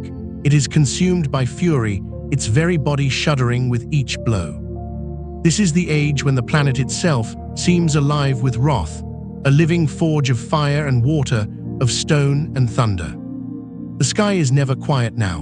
By day, the sun is veiled behind rolling curtains of dust and ash, its face dim, its warmth uncertain. The light that filters through is not golden but copper-red, painting seas and lands alike in a strange, perpetual twilight. By night, there is no true darkness. The heavens blaze with fire. Meteors fall in unbroken streams, hundreds every minute, bright enough to cast shadows across the ground, to turn oceans into mirrors of flame. The moon rises through this storm, its scarred face glowing with fresh craters, each mark a reminder of the fury shared. The air trembles with sound. Every hour brings another great detonation, the shockwaves rolling across continents, shaking mountains, rattling the floors of oceans. The earth quakes constantly, its crust convulsing beneath the strain of endless impacts. Faults rip open and close again, ridges rise and collapse, valleys crumple into basins. Volcanoes erupt not singly, not sporadically, but in chorus, their throats pried open by the stress, their molten hearts spilled across the surface. Rivers of lava flow in glowing threads, merging with molten ejecta from impacts, spreading across plains, hardening into black glass. The planet roars from within, even as it screams from without. The oceans suffer without rest. Each impact into water explodes into steam, boiling vast tracts of sea in an instant. Entire basins are lifted into the sky, hurled upward in white pillars that punch through the atmosphere, spreading veils of vapor that drift for months before falling as scalding rain. Tsunamis radiate outward in rings, waves taller than mountains sweeping across thousands of miles, scouring coasts, drowning valleys, smashing into volcanic cliffs. The seas, once settling into rhythm, are now drums struck by every stone from the sky, their surfaces shuddering in endless upheaval. Imagine a shoreline during this age. The air is thick, sulfurous, heavy with steam. The horizon flashes again and again as stones plunge into the sea, each brighter than the sun. A roar builds deeper than thunder, shaking the bones of the land. Then the wave comes, a wall of water rising higher than mountains, racing forward with impossible speed. It strikes the shore with the force of continents, tearing away cliffs, sweeping inland for miles, leaving nothing unchanged. Behind it, rain falls scalding, hissing against blackened rock. Lightning forks across the sky, not singly but in webs, the atmosphere itself split open by the storm's fury. On land, the devastation is equally merciless. Craters overlap craters, their rims torn and melted, their basins filled with lakes of boiling water or pools of molten rock. Entire mountain ranges are buried beneath lava floods, only to be lifted again by fresh impacts. Valleys vanish in explosions, replaced by plains of shattered stone. Landscapes exist only briefly before being erased and remade. Earth has no stable face. It is a canvas rewritten daily by fire. And yet through all this chaos, gifts continue to fall. Comets deliver water and organics, their icy bodies shattered into oceans, their carbon compounds dissolved into pools. Meteorites add metals, sulfur, phosphorus, the ingredients of future life. Each impact, though destructive, leaves behind more than it takes. The oceans deepen, enriched by ice from the stars. The land grows more varied, seeded with minerals. The atmosphere thickens with new gases, its chemistry richer, more dynamic. The fury of the bombardment is also its generosity. The moon is transformed alongside its parent. Its once smoother surface is now a field of scars, basins so vast they dominate entire hemispheres. From Earth, when the haze clears, the moon appears cracked and wounded, its glow broken by shadows of crater rims and mountains. Yet even in its scars, it shines steadily, a companion that bears witness to Earth's agony. It is a mirror of resilience, proof that even endless blows can be endured. The atmosphere itself is remade. Dust and ash darken the skies for years, then settle, only to be replaced by new veils from fresh impacts. Greenhouse gases surge, then ebb, driving wild swings in temperature. Rain falls acidic, carving stone, altering minerals, feeding rivers with strange chemistries. Storms grow fierce, driven by heat and turbulence, lightning splitting the sky in constant flashes. The air is heavy, volatile, unpredictable, but alive, dynamic, filled with energy. It is a cloak not of peace, but of possibility. To imagine the scale of this fury is to imagine a world where time itself seems compressed. Landscapes that would take eons to form in quieter ages are made and unmade in weeks. Oceans rise and fall, climates swing, mountains appear and vanish. The Earth is not the slow, patient world of later ages. It is a body in fever, trembling, burning, sweating steam, reshaping itself with every heartbeat. The fury is constant, unrelenting, but it is also formative. And through it all, the seeds of life's story are sown deeper. In hidden pools between storms, chemistry persists. Molecules combine, break, recombine, driven by lightning, by heat, by minerals newly delivered from the sky. Around hydrothermal vents in the deep, sheltered from the surface's violence, elements weave themselves into ever more complex arrangements. Life is not yet here, but its foundations are being laid in the crucible of fury. The storm is not only destruction, it is creation disguised as chaos. Each blow scars the earth, but each scar enriches it. Each wave erases, but also mixes. Each eruption buries, but also builds. Earth is being tempered like metal, hammered into strength, enriched with the materials it will need to cradle life. The fury is the fire of a forge, and the earth is the blade being shaped upon its anvil. And so the planet turns, wrapped in smoke, clothed in flame, trembling with each new strike. The bombardment shows no sign of slowing. The swarm of bodies still pours inward, drawn by the gravity of the sun, the pull of Jupiter, the inevitability of cosmic mechanics. For millions of years, the storm will rage and Earth will endure. The fragile calm is a memory, the storm of fire an unending present. Earth is furious now, a world in transformation, a crucible from which the future will one day rise. The storm has broken Earth open 1,000 times. Now the planet wears its pain openly, its skin cracked and glowing, its surface stitched together with lines of fire. Each blow leaves behind not just a scar, but a wound that bleeds molten rock, a wound that reshapes the face of the world in heat and light. This is the age of molten wounds, when Earth is a living furnace, its every injury glowing red against the darkness of space. The great impacts come without warning. A stone from the swarm enters the sky, brighter than the sun, blazing as it falls. It strikes land with a force that shatters mountains, liquefies rock, and hurls molten fragments for miles. The crater yawns wide, its rim glowing, its basin filling with magma drawn up from below. For days, weeks, even years, the wound burns, a lake of liquid fire, its surface roiling with waves of lava.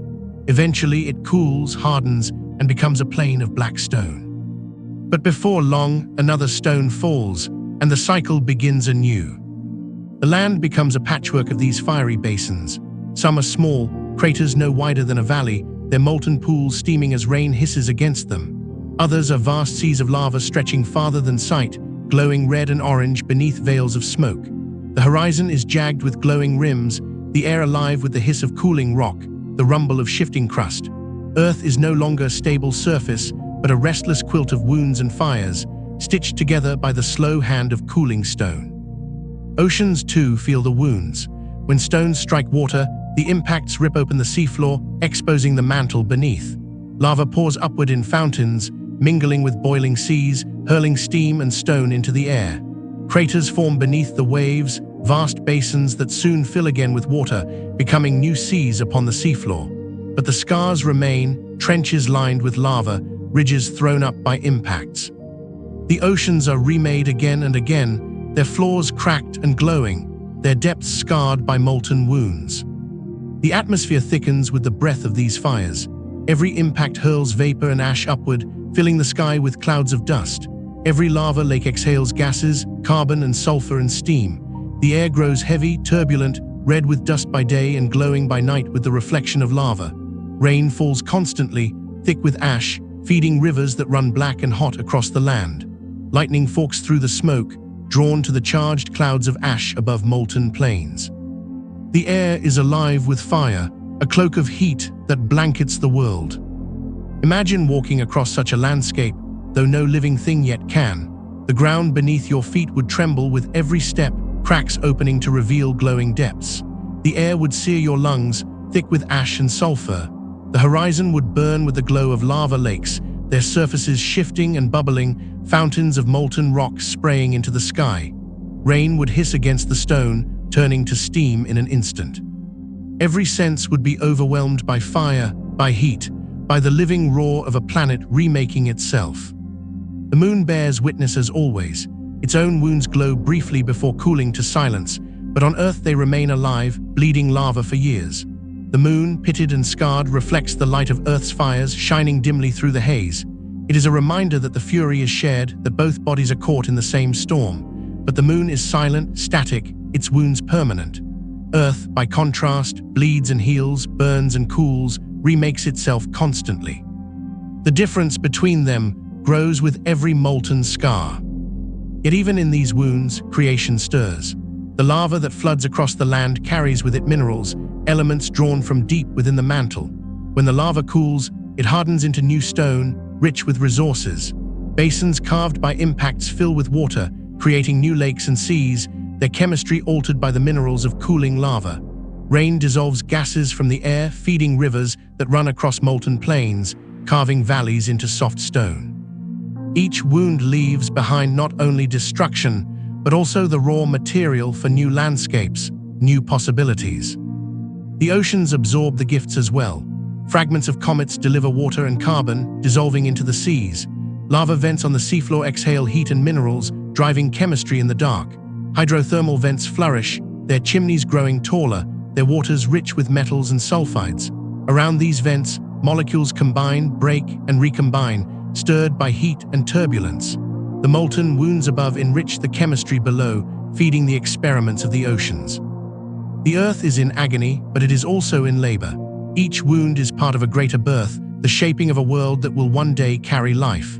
The scars are painful, but they are also creative. The storm does not only break, it builds. It hammers the Earth into resilience, toughens its crust, enriches its oceans, thickens its air.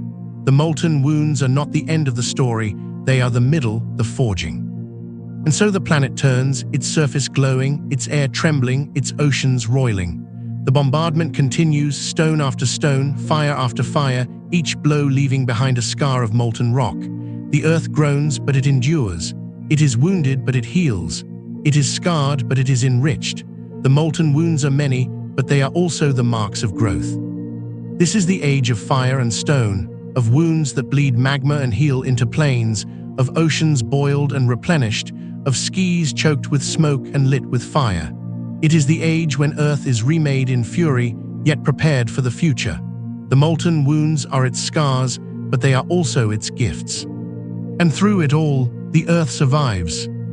The oceans have long been Earth's cradle of calm, the great basins that caught the first rains, the shimmering expanses that mirrored the lantern of the moon. But under the storm of bombardment, these waters are no longer tranquil.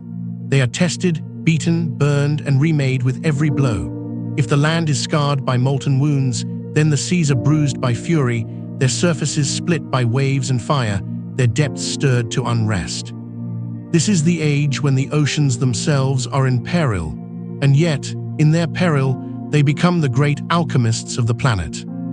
It begins with the strikes. Stones of ice and rock, some small, some vast, plunge into the waters with a violence unimaginable.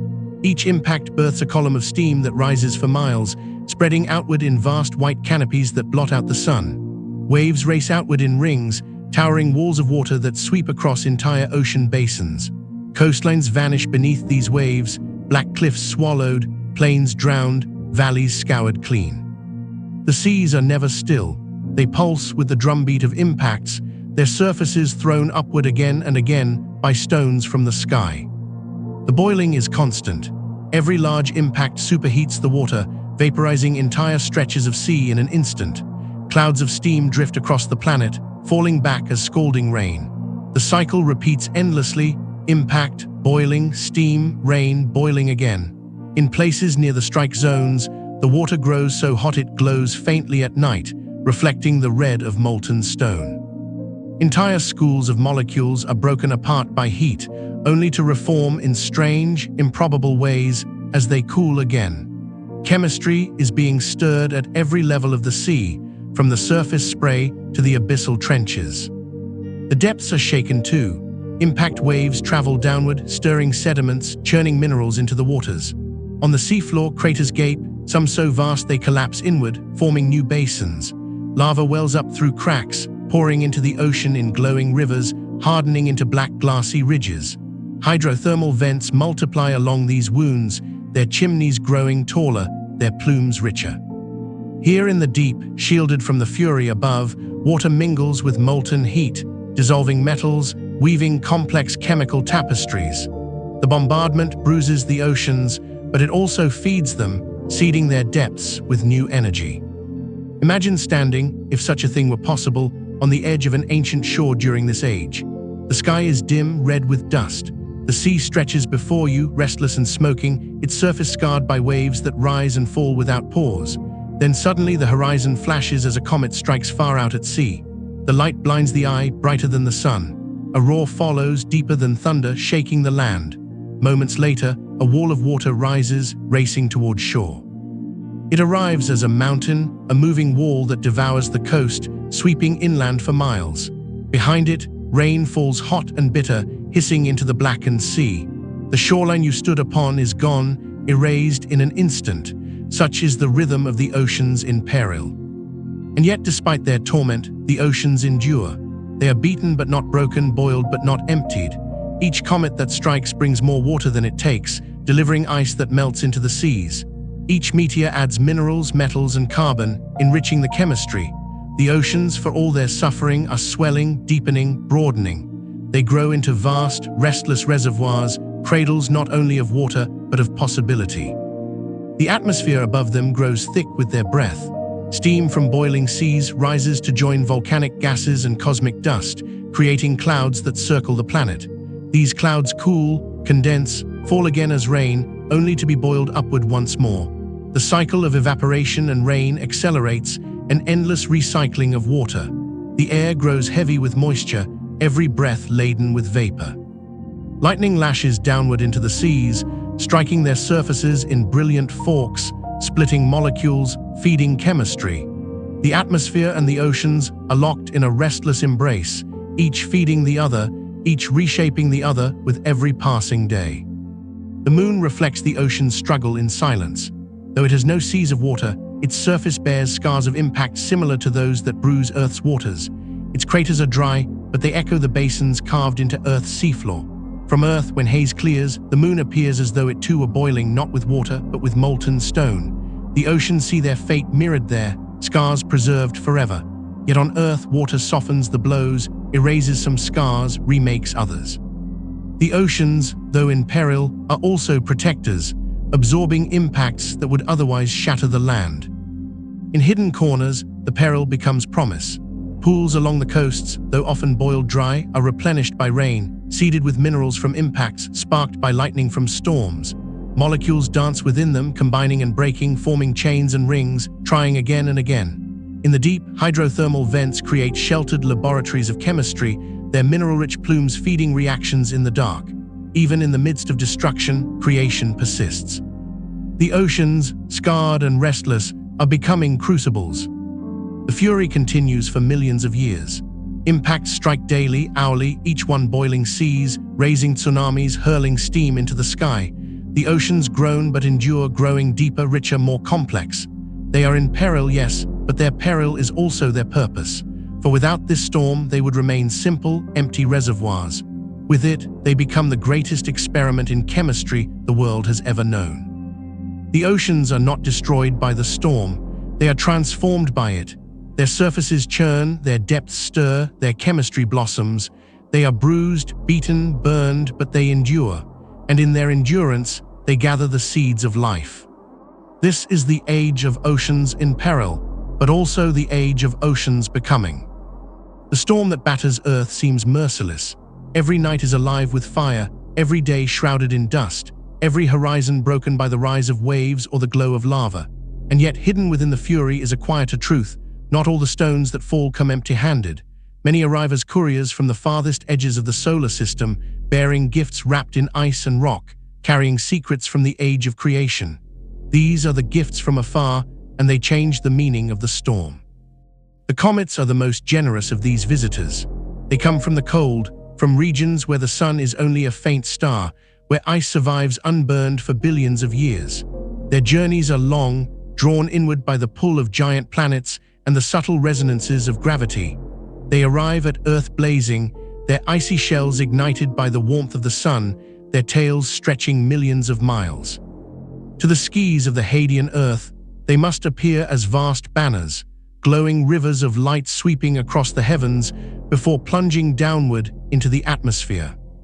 When they strike, their violence is immense, boiling oceans, shattering land, hurling steam and stone into the sky.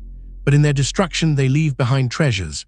Their ices melt into water, adding to Earth's seas. Their bodies, rich with carbon compounds, dissolve into oceans and pools. Amino acids, alcohols, simple sugars, tiny pieces of the puzzle of life scatter across the world, delivered in fire but preserved in their fall. Each comet is not only a hammer, it is a seed. Asteroids too bring gifts. Though drier than comets, many carry minerals unknown to the young Earth's crust, elements forged in the hearts of ancient stars. They deliver iron, nickel, phosphorus, sulfur, metals that will one day run in the blood of creatures, spark the reactions of cells, and form the bones of continents. Each impact scatters these elements widely, mixing them into oceans, embedding them into soils, hiding them in the veins of cooling rock. The storm is not only destructive, it is dispersive, a grand hand scattering resources across the world. Imagine the sea after such a strike. The water is dark, steaming, its surface littered with fragments of the fallen visitor. Among those fragments are crystals of ice, shards of rock, grains of dust older than Earth itself. As they dissolve into the water, they release carbon, nitrogen, sulfur elements that will shape the chemistry of oceans. The waves carry them inland, washing them into pools, where they mingle with minerals leached from volcanic rock. Lightning strikes, sparks leap across the water, and new molecules form. Out of destruction comes enrichment, out of fire comes promise. The atmosphere, too, is altered by these gifts. Impact after impact injects gases into the sky, carbon dioxide from shattered comets, sulfur dioxide from broken stones, ammonia and methane from ancient ices. The air grows richer, more varied, more volatile. Sunlight filters through these gases, driving reactions in the atmosphere itself, creating new compounds that fall as rain into the seas. The sky becomes not just a cloak, but a laboratory, a place where the gifts from afar are tested and transformed before reaching the ground. The moon receives gifts as well, though it cannot use them. Comets and asteroids strike its surface, leaving behind carbon, water, and metals, but without air or oceans, they remain inert, locked in stone. The moon is a vault, storing its gifts in silence, waiting for future eyes to find them. Earth, by contrast, takes every gift and mixes it, dissolves it, transforms it. The difference grows sharper. The moon is memory, Earth is possibility. And so, though the bombardment seems endless, it is also a rain of blessings. Each impact enriches the world, adding water, elements, and compounds to the growing store. The oceans swell with new chemistry, the crust thickens with new minerals, the air grows heavy with new gases. The Earth is not merely enduring the storm, it is being fed by it, nourished by it, prepared by it. In hidden pools, the gifts gather. Cometary organics mingle with volcanic minerals, forming chains of carbon, rings of nitrogen, sheets of molecules that cling to clay and wait for sparks. In the deep, hydrothermal vents exhale gases enriched by the storm, feeding reactions that knit elements into complex structures. The gifts are not wasted. They are seeds, and though the soil is violent, the planting is real. Imagine a single comet's gift. It falls from the sky in fire, strikes the sea in thunder, raises waves that scour coasts and boil waters. But when the waves recede, when the steam drifts away, fragments remain, shards of ice that melt into fresh water, grains of dust that dissolve into nutrients, organics that slip silently into oceans. The violence fades, but the enrichment endures. Multiply this by thousands, by millions, and you see the truth. The bombardment is not only a storm of destruction, it is also the sowing of Earth's future. The gifts from afar are countless. They fall day after day, year after year, for millions of years. Each one alters the Earth, enriches it, prepares it. Without them, the oceans would be poorer, the crust emptier, the air thinner. With them, the planet grows rich, a crucible heavy with the ingredients of life. The fury of the bombardment is only half the story. the other half is generosity. And so the earth turns beneath a sky alive with fire, its oceans swelling, its land scarred, its air thickened. The bombardment rages, but in its rage it gives. The gifts from afar fall endlessly, and earth gathers them into its body, its seas, its sky. The planet is battered, yes, but also nourished, filled with the seeds that will one day blossom into life. The storm is no longer just fury, it is also a blessing. The earth is not only scarred, it is enriched. The gifts from afar are its inheritance, the treasures delivered in fire, the seeds planted in ash. And though no creature yet lives to see it, to name it, to give thanks, the truth is there, written in every pool, every vent, every enriched wave of the sea. The bombardment is not only the end of calm, it is the beginning of possibility. Night has always been the time of rest, the time when darkness spreads across the world, when stars shine and the moon rises in solemn vigil. But in this age of fury, night is no longer respite. It is a theater of endless light, a canvas painted with fire, a sky where darkness cannot find a foothold. The bombardment has stolen night's silence, turning it instead into a gallery of brilliance. This is the time of nights of endless glow. The heavens blaze with meteors, more numerous than stars. They fall in constant streams, streaking across the sky from every direction, bright white, orange, blue, and green. Some flare for only a heartbeat, fading into trails of dust. Others burn long, their fire stretching across the heavens before vanishing beyond the horizon. To the eyes of a future watcher, it would seem as though the stars themselves were falling, as though the sky were dissolving into fire. The moon, swollen and scarred, rises into this brilliance, its pale face washed by the constant light of meteors. Its craters glow with fresh scars, molten rims still shining from recent blows. Yet the moon's own glow is almost lost in the brilliance of the storm. Where once it ruled the night, now it is a quiet presence, a companion outshone by fire. And yet, in its silence, it remains the faithful mirror of Earth, reflecting the endless glow in its battered face. The air itself glows too. Dust and ash suspended in the atmosphere catch the light of meteors and scatter it, turning the entire sky into a dome of shifting colors. Reds and coppers, violets and golds ripple across the heavens, aurora-like veils born not of magnetism but of violence. Clouds lit from within by lightning glow with ghostly radiance, pulsing like lanterns across the sky. Rain falls through this brilliance, each drop catching and bending the light, so that even storms seem lit by fire. On the surface, the glow reflects in every water and stone. Oceans shimmer with fiery streaks, each wave crest catching the blaze of meteors above. Lava lakes on land burn with their own glow, mirroring the sky with molten brilliance. Rivers of fire wind across plains, casting light that dances upon smoke and ash. Shadows flicker and multiply, cast by meteors, lightning, lava, and moon. The earth is never still, never dark. It is alive with light from every direction, a restless lantern in the cosmic night. Imagine standing by the sea during such a night. The air is thick with heat and ash, but the world around you is luminous. Meteors streak above in unbroken streams, their light painting the waves in silver and gold. Behind them, clouds flash with lightning, glowing from within like embers. On the horizon, a lava lake burns, its rim glowing red against the smoke. The moon rises, scarred and pale, but its reflection trembles amid fiery ripples. Even your shadow, cast upon black stone, shifts and dances with every new streak of fire. Darkness is gone, night is brighter than day, but in a haunting, spectral way. The glow is not silent. Each great meteor that falls ends in a roar, a detonation that shakes the land and sea. Thunder follows lightning again and again, echoing across the world. Lava hisses as it meets rain, releasing clouds of steam that glow in the light of meteors. The sea crashes endlessly, waves stirred by storms and impacts alike. Night is no longer quiet. It is filled with sound, with the ceaseless murmur and roar of a world in upheaval. Endless glow reaches into the oceans too. Near the surface, waves catch the brilliance of meteors and reflect it downward, so that the shallow waters shimmer with fire. Particles of dust and minerals suspended in the water scatter light into eerie colors. Deep below, hydrothermal vents glow faintly in their own heat unseen, but their plumes carry the chemistry of the bombardment into the dark. Even the depths feel the glow, not in light, but in enrichment, in the gifts dissolved into their waters. And yet for all its fury, there is beauty. The nights of endless glow are terrible, but they are also magnificent. The sky is a tapestry of fire, a ceaseless aurora of destruction and promise. The world is lit as it never will be again, every moment a display of brilliance unmatched in later ages. To imagine standing beneath it is to imagine awe so vast it overwhelms fear.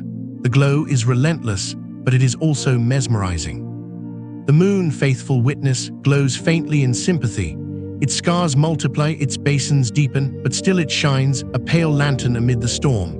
From its surface, if one could stand there, Earth would blaze even brighter, a glowing sphere wrapped in lava, crowned with clouds lit from within, streaked with meteors. From above, the nights of endless glow would be seen for what they are, a planet on fire, but alive with light.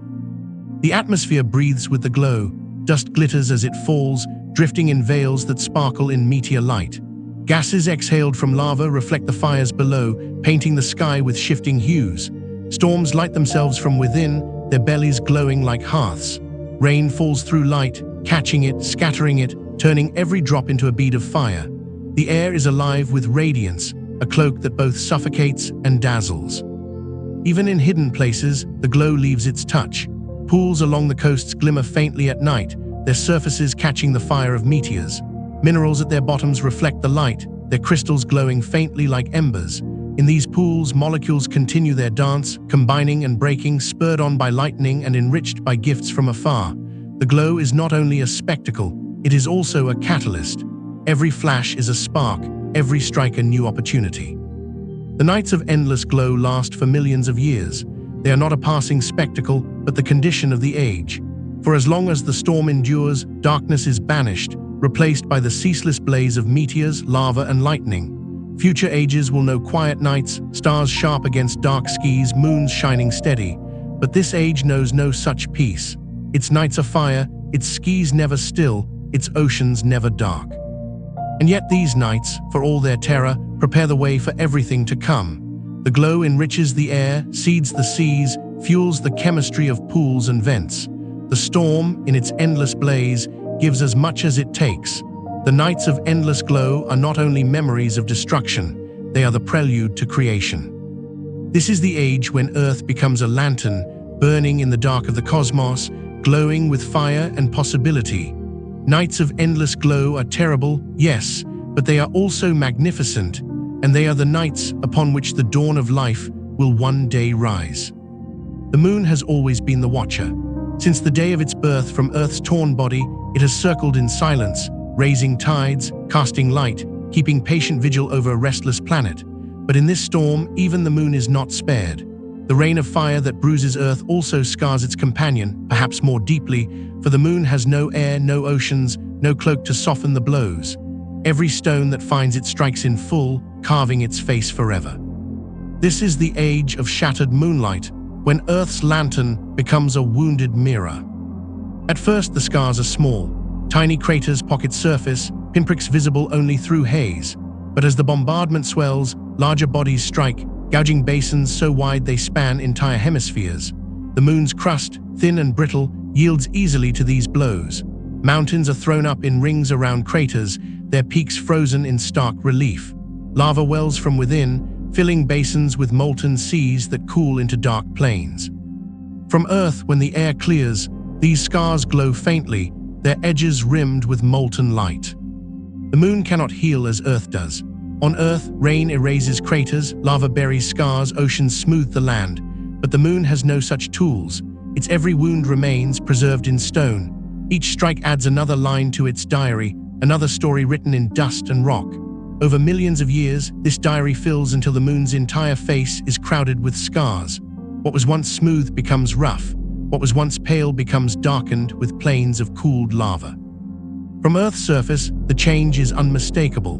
The moon, once a pale, unblemished lantern, now rises scarred and broken. Its light still glows, but it is fractured by shadows, its face pitted with basins and rings. The nights of endless glow reflect upon it, meteors streaking across its surface as well as Earth's sky. Sometimes, impacts strike the moon visibly, flashes of light blooming upon its face, as though lanterns are being lit and extinguished in rapid succession.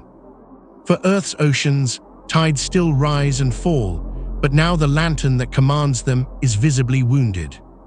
The Great Basins are the most dramatic of these scars. When massive asteroids strike, they gouge depressions hundreds of miles wide. Rings of mountains rise around them, taller than anything yet on Earth. Lava floods into the basins, cooling into dark plains. To future eyes, these will be called Maria, seas of stone, named in poetry as oceans of tranquility or storms. But in this age, they are fresh wounds, seas of fire cooling into shadow. Each one is a testament to violence, a chapter in the moon's silent chronicle. Imagine looking upward on a night when haze parts briefly. The moon rises above a restless sea, but its face is no longer the smooth orb of earlier ages. Instead, it is roughened, fractured, divided between bright highlands and dark plains. Fresh craters gleam at their rims, glowing faintly in reflected firelight. Around them, shadows pool deep and stark. The moon appears broken, its light shattered into patches. And yet it shines on, steady, a wounded lantern casting its pale glow upon Earth. The moon's scars are not only memory, they are also reflection. For each strike upon its surface mirrors a strike upon Earth. The two bodies share the storm, twin victims of the same celestial rain. But while Earth remakes itself endlessly, erasing and renewing, the moon preserves the story intact. Its face is a fossil record of violence, a map of every stone that's struck. It is a diary Earth cannot keep, a memory Earth will lose to weather and sea. Together they form a pair, Earth, the living body, scarred but healing, the moon, the silent archive, scarred forever. The endless glow paints the moon as well. Dust in Earth's atmosphere scatters its light, tinting it red, copper, or violet. Meteors blaze around it, some striking its surface, others passing close. Sometimes the moon appears haloed, wrapped in veils of dust lit by fire. Other times it glows dimly through storms, a faint disk struggling through smoke. Its phases continue, waxing and waning, but each phase reveals more scars, more broken light. The moon remains constant in orbit, but its face is changed forever. And still it serves. Tides rise and fall upon Earth, guided by its pull. The oceans heave higher under its sway, their waves mixing chemistry, feeding pools, stirring the seeds of life. Even wounded, even shattered, the moon fulfills its role. Its scars do not weaken its pull, if anything, they deepen its story. It is not a perfect lantern anymore, but a scarred one, and perhaps more beautiful for it, a lantern that has survived the storm, just as Earth must. The moon is not spared, but it is not destroyed. It endures, scarred but present, wounded but steady.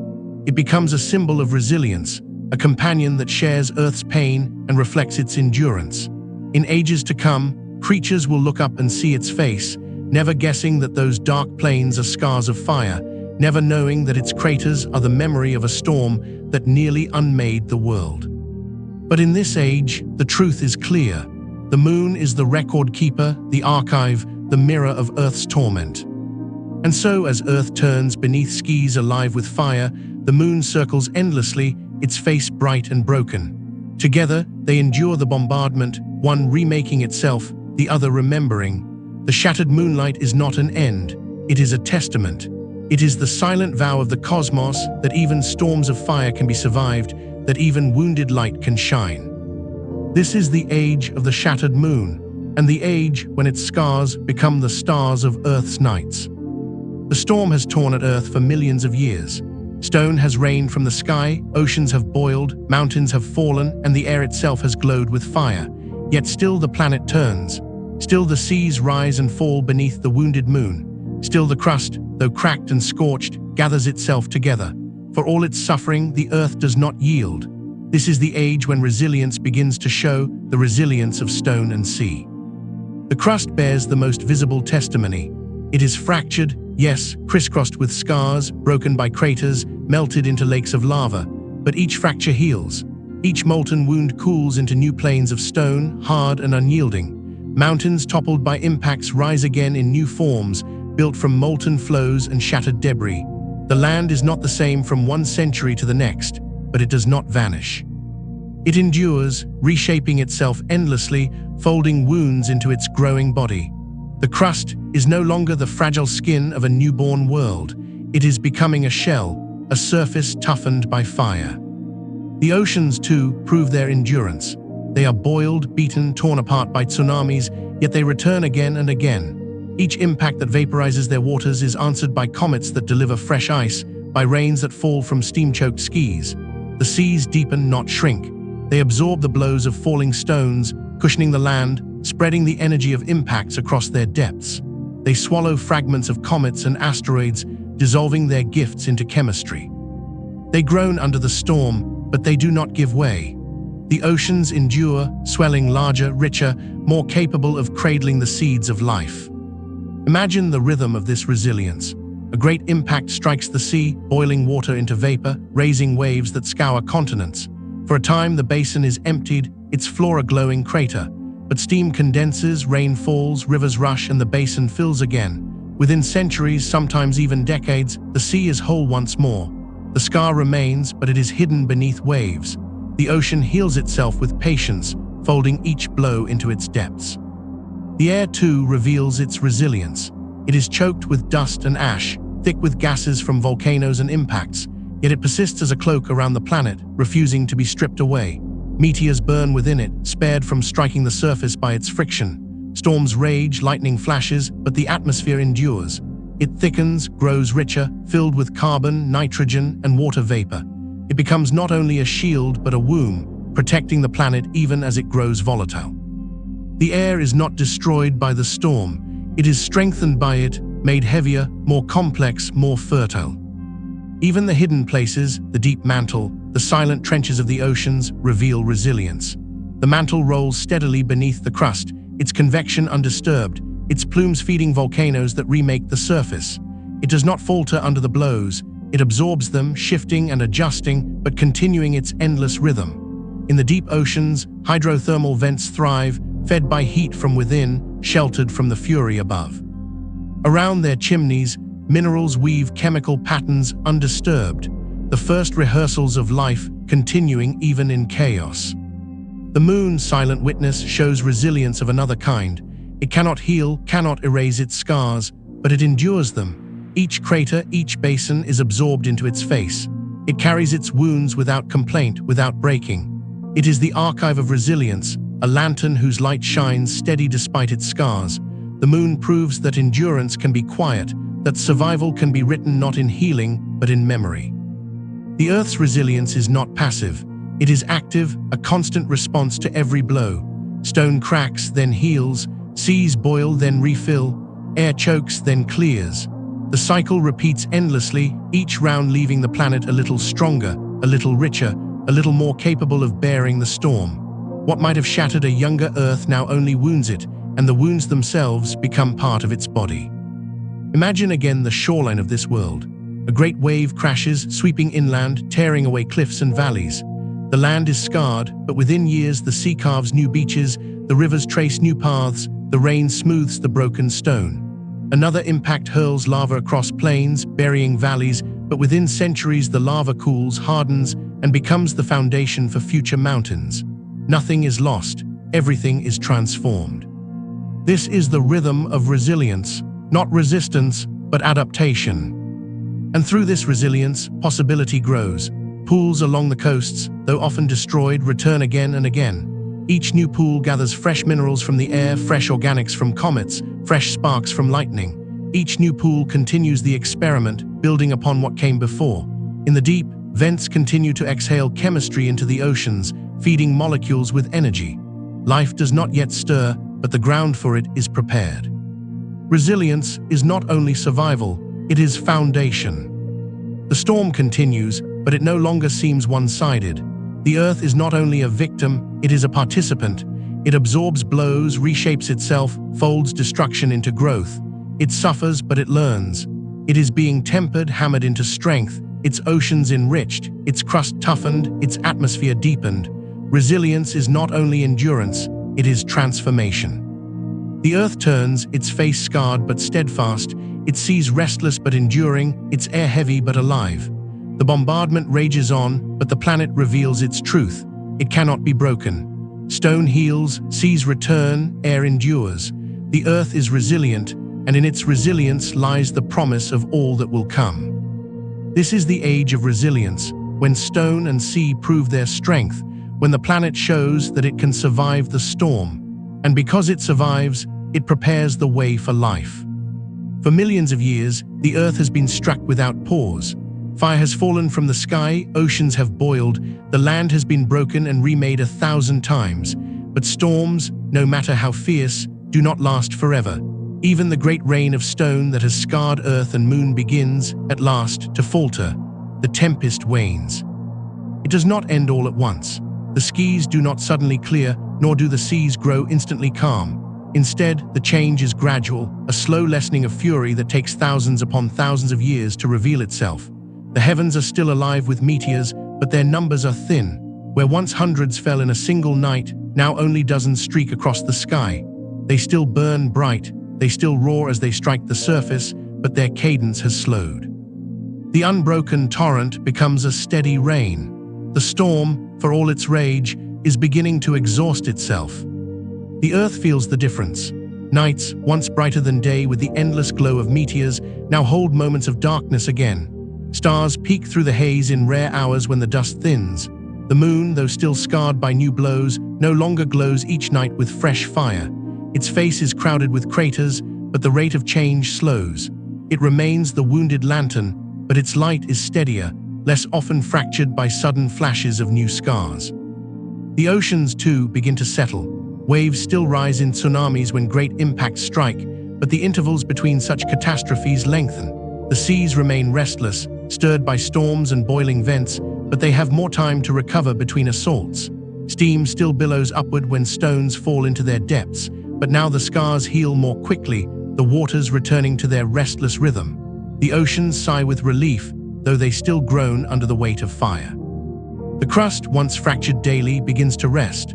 Lava lakes still glow in places, craters still gape wide, but the frequency of new wounds declines. Mountains hold their forms for longer, valleys remain unbroken for centuries at a time. Plains of basalt stretch farther without interruption, cooled and hardened. The Earth's face, though scarred, is beginning to settle into shapes that will endure longer than a fleeting moment. The atmosphere breathes more easily. Dust and ash still rise, but they no longer cloak the world without pause. Between storms, skies clear, revealing pale sunlight. The sun still appears dim behind veils of particles, but sometimes its full face shines through, warming the land and sea. Rain still falls heavily with ash, but sometimes it is clear, clean, washing the scars of stone with fresh water. Lightning still splits the sky, but there are hours when it does not, hours when the heavens are silent. The air remains heavy, but it is less suffocating, less burdened. Imagine standing upon the shore of a battered ocean during this waning age. The horizon is no longer always alight with fire. Instead, nights arrive when the meteors are few, when darkness returns between their streaks. The moon rises scarred but steady, its pale face luminous in a quieter sky. Waves still crash against the cliffs, but they are the waves of tides and storms, not tsunamis raised by stones. The air is still thick, still tasting of sulfur and ash, but the winds are gentler, carrying the smell of rain rather than only fire. It is not peace, not yet, but it is a beginning. The hidden pools along the coasts feel the change too. They are still destroyed often, boiled dry by impacts or swept away by waves, but the intervals between destruction lengthen. They have more time to gather chemistry, more time for molecules to dance, more time for sparks to leap and rearrange. Experiments last longer, trials continue further before they are interrupted. The pools grow richer, their contents thicker, more complex. The waning tempest grants them patience, and patience is what chemistry needs. The deep oceans, long the keepers of resilience, thrive in the respite. Hydrothermal vents exhale steadily, their chimneys growing taller, their plumes more stable. Chemistry flourishes in the dark, undisturbed by surface storms. The minerals delivered by comets and asteroids continue to feed reactions, but now with less interruption. The deep becomes a sanctuary, a place where the seeds of life's future are nurtured in relative peace, even as the surface still shudders. The moon, ever the record keeper, shows the difference most clearly. Where once new scars bloomed every night, now their pace slows. Its face remains crowded with craters, but the fresh ones stand out less often. Its great basins, once glowing with molten seas, cool into dark plains. From Earth, the moon's light steadies, reflecting not only the fires of the storm but also the first hints of calm. The shattered lantern becomes steadier, its glow less fractured, its light more constant. The Earth itself is changed by the waning tempest. Its crust is thicker now, its oceans deeper, its air heavier. It has endured blows that might have broken a weaker world, and in enduring, it has grown stronger. The scars remain, but they are the scars of survival, not defeat. The waning storm reveals the Earth's resilience, its ability not only to withstand, but to transform. And still the gifts continue to fall. Comets still bring ice, asteroids still bring metals and carbon. The deliveries are fewer, but they are no less precious. The oceans swell further, enriched by each new arrival. The crust grows richer, seeded with minerals that will one day nourish life. The air grows more varied, thick with gases that will shape climates yet to come. Even in its waning, the storm continues to give. The waning tempest is not yet peace. It is not yet calm. Impacts still come, waves still rise, fires still burn. But the intervals of rest grow longer, the spaces between fury widen. Earth begins to breathe again, to know hours of quiet between the roars. It begins to remember what calm feels like, even if only briefly. It begins to imagine, if a planet can imagine, a time when the storm will end, when the skies will clear, when life might take root. This is the age of transition, the hinge between fury and peace. The tempest wanes, and Earth, though scarred and weary, remains whole. Its seas endure, its stone heals, its air protects. The storm has not broken it, it has tempered it, and as the rain of stone thins, the future draws closer. The waning tempest is not the end of the bombardment, but it is the beginning of its memory. The Earth is readying itself for what comes next, the long healing, the slow cooling, the dawn of a calmer age. The storm has waned, its fury lessened, its cadence slowed. The heavens still send stones, but they come more rarely now, their blows spaced across centuries instead of days. Earth, for the first time in millions of years, feels the weight of silence returning. It is not complete silence. The skies are not yet clear, the seas not yet calm, but there is enough quiet for the planet to begin the work of healing. This is the age of the long healing, when fire gives way to water, when scars cool, when Earth learns to soothe its own wounds. The oceans are the first to reveal this change. For ages they have been bruised by tsunamis, boiled by impacts, scalded by rains of fire. But now, with fewer stones plunging into their depths, they begin to calm. Waves still crash against coasts, storms still churn their surfaces, but the cycles are familiar again, tides rising under the moon, rains falling from the sky, currents tracing steady paths across basins. The seas are no longer only the stage of violence, they are becoming again the cradle of rhythm. They deepen with every passing century. Comets have left their legacy in melted ice, filling basins with fresh water. Rain has fallen in endless cycles, adding to their depths. Rivers carry minerals from land into the sea, enriching their chemistry. The oceans are vast now, spreading across most of the planet's surface, their surfaces shimmering beneath pale sunlight. They still bear scars, seafloor craters, trenches carved by impacts, ridges raised by lava, but these scars are becoming part of their geography, not their torment. The oceans, once in peril, are now reservoirs of resilience. The crust too begins to rest. Lava lakes that once burned for centuries cool into black stone. Craters that once glowed with molten fire harden into basins. Mountain chains stabilize, their peaks enduring instead of collapsing. Valleys carved by rivers remain, shaped further by rains rather than blasts. The land is scarred, but it is stable. It is a face marked by suffering, but one that has grown strong through it. The crust is thicker now, less easily broken, more able to support the weight of oceans and mountains alike. The air clears gradually, dust still rises with impacts, ash still billows from volcanoes, but the veils do not linger as long. Winds spread them thinner, rains wash them downward, sunlight pierces more often through the haze. The sun shines brighter, warming the surface, drying land after storms. Skies that were once red and copper glow now with pale blues, faint but growing stronger. Clouds drift in softer shapes, their shadows sliding gently across land and sea. Lightning still forks downward, but there are hours, even days, when the sky is unbroken by fire. The air is still heavy, still rich with carbon and water vapor, but it is calmer, more nurturing. Imagine standing at the edge of a basin that once boiled with lava. Its rim is blackened stone, its walls steep and scarred, but its floor is no longer glowing. Rain has gathered there, drop by drop, until a lake fills the crater. Its waters are dark, reflecting the sky's pale light. Around its edges, rivers trickle down, carrying minerals, feeding chemistry. The scar has become a vessel, a container for possibility. Such is the work of the long healing, to turn wounds into basins, basins into seas, scars into foundations. The moon, even the mirror, no longer glows with fresh fire each night. Its face remains scarred, but the pace of change has slowed. Its great basins have cooled into plains of dark rock.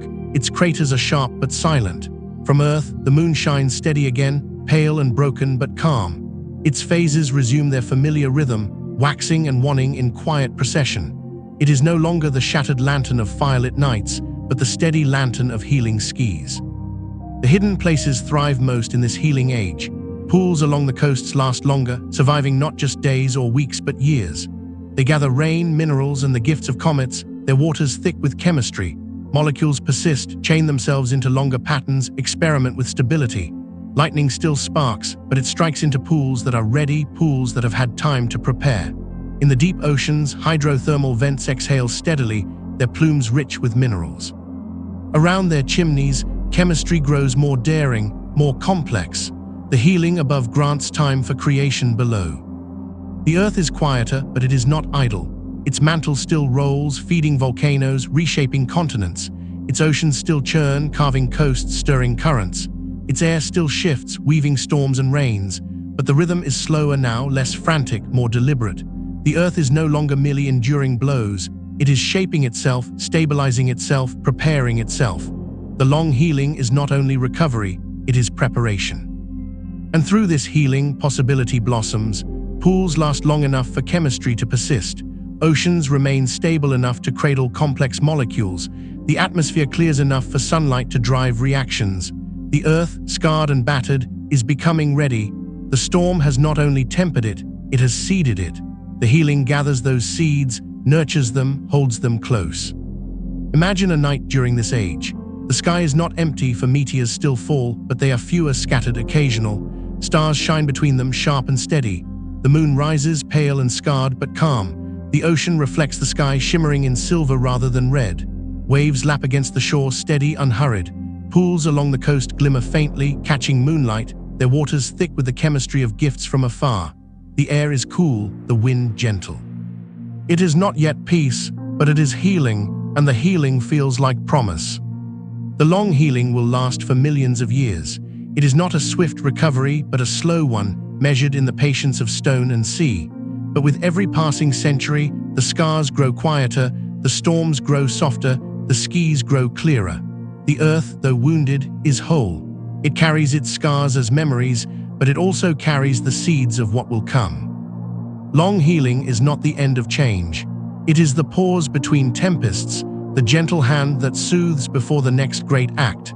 It is the Earth's first true memory of peace, fragile and fleeting, but enough to prepare the stage for dawn. The storm has waned, the healing begun. Earth, though scarred, is steadier now. Its seas are deeper, its crust thicker, its air richer. The fire has given way to water, the chaos to rhythm. And within this calmer world, the chemistry of life begins to stir more boldly. The gifts scattered in violence, carbon and nitrogen, water and metals, now linger in pools, in vents, in oceans. They begin to speak softly, not in words, but in patterns, in bonds, in chains. These are the whispers of tomorrow, the first hints of a future no one yet imagines. The oceans hold the loudest of these whispers. Their depths, stirred by currents and enriched by countless impacts, are cauldrons of possibility. Hydrothermal vents, rising like black chimneys from the seafloor, exhale plumes of mineral-rich water into the dark. Around them, heat drives reactions, combining carbon and hydrogen into more complex molecules. Sulfur, iron, and phosphorus weave themselves into the mix, catalysts for patterns that repeat and grow. In the dark, unseen by the scarred skies above, molecules begin to test the boundaries of order, forming chains that linger, sheets that fold, rings that hold together longer than chance alone should allow. At the surface, pools along the coasts hum with quieter whispers. Rain falls into them, carrying with it dust from the skies, organics from comets, minerals from rivers. Lightning forks across clouds, striking the pools with sparks of energy. Each flash rearranges the molecules within, breaking some apart, binding others together. Day after day, storm after storm, the pools run their experiments. They do not yet produce life, but they produce possibility, and possibility is enough. Imagine kneeling at the edge of such a pool in this age. The water is shallow, dark, its surface rippling with the wind. Tiny crystals line its floor, shining faintly as minerals dissolve. Each drop of rain adds new ingredients, each flash of lightning rearranges them. In the silence after the storm, the pool shimmers faintly, not with life, but with the potential for life. It is a whisper, soft and tentative, but real. The air contributes too. It is heavy with gases, carbon dioxide, nitrogen, methane, ammonia. Sunlight filters through, driving reactions in the upper atmosphere.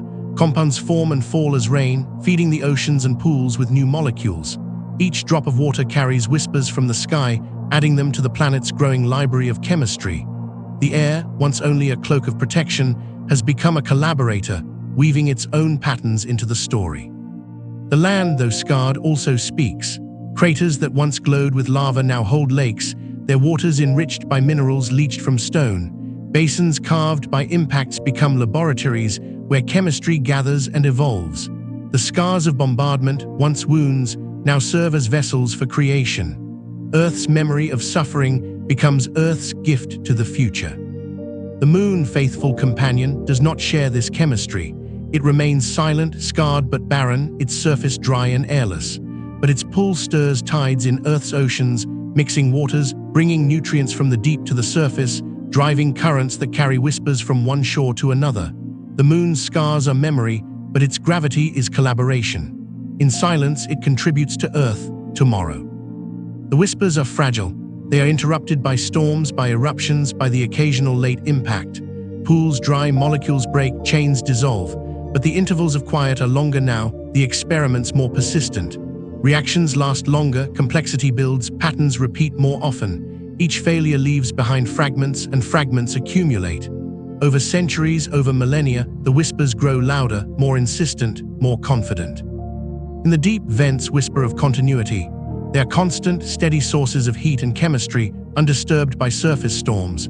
Their plumes are rich with metals and sulfides, feeding reactions that linger for years, even centuries. Around their chimneys, complex molecules form, break, and reform in endless cycles. The deep oceans become a nursery, not yet of life, but of possibility, a place where whispers gather into murmurs. The Earth itself encourages these whispers. Its mantle rolls, feeding volcanoes that exhale gases into the air. Its crust weathers, releasing minerals into rivers and seas.